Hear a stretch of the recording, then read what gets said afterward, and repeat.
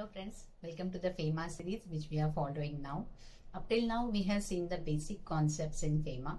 Now we will be correlating income tax with FEMA. So the first topic I have selected is very important. It is about the TDS compliance on the payments which are made to non-resident.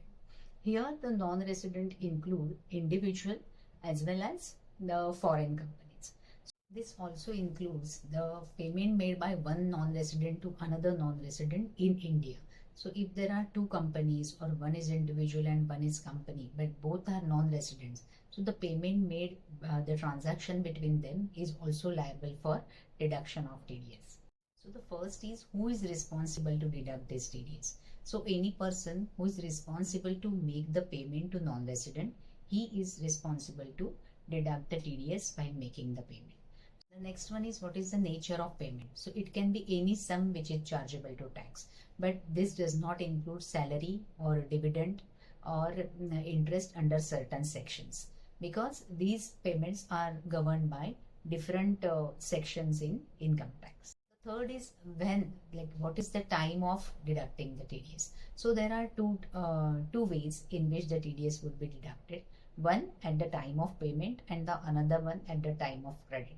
But except for the certain institutions like public financial institutions or the government, any payment made by government or government banks, for all other assessees or persons who are responsible to make the payment, the TDS should be deducted at the time of credit or at the time of payment, whichever is earlier.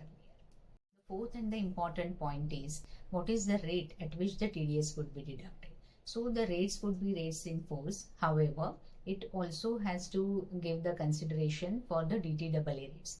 All the countries have entered into the double taxation avoidance agreements, by which whatever is beneficial to assessee, those rates are being considered for deduction of TDS. So all these 4 points, that is the person who is responsible to deduct the TDS, the payments which are covered under this, the time of deduction of TDS, and the rates at which the TDS are deducted. All 4 points are important and should be given consideration to while deciding about the TDS to be deducted on payments to non-residents. So the section 195(1) of the Income Tax Act, which covers all these points, is a very vast section, and I could just give you the flavor of all.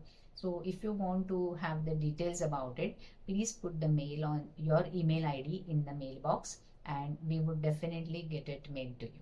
Thank you.